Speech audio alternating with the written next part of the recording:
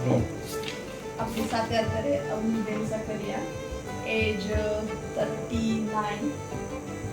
એમને તકલીફ શું હતું એમને જાણીએ.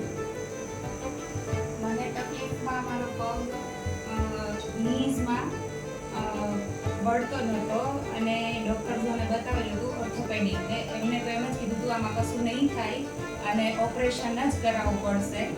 પછી મને રશ્મિબેનનો કોન્ટેક્ટ થયો એટલે મને એની પાસે ગઈ એટલે એમણે મને કહ્યું કે તમારા પગમાં ઓપરેશનની જરૂર નથી, હું કરી દઈશ, પણ તમારે થોડી ધીરજ રાખવી પડશે કેમ કે આયુર્વેદિક છે.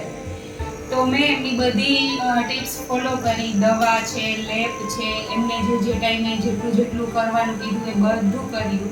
તો મને એ જે ડૉક્ટરે સોજો નહોતો ઉતાર્યો એ રશ્મિ મેમે મને 3 મંથમાં એકદમ રેસ્ટ સાથે એ સોજો ઉતરી ગયો અને પછી પણ એમને કહ્યું હતું એટલો ટાઈમ દવા સ્ટાર્ટ રાખી અને અત્યારે 1 વર્ષ થયું મારે કન્ટિન્યુ રશ્મિ મેમની દવા ચાલુ છે અને હવે મારી દવા પૂરી થઈ અને મારા પગમાં કોઈ પણ જાતનો કંઈ પ્રોબ્લેમ નથી. વગર ઓપરેશને દવાથી જ અને લેબથી જ મારો પગ સારો થઈ ગયો છે.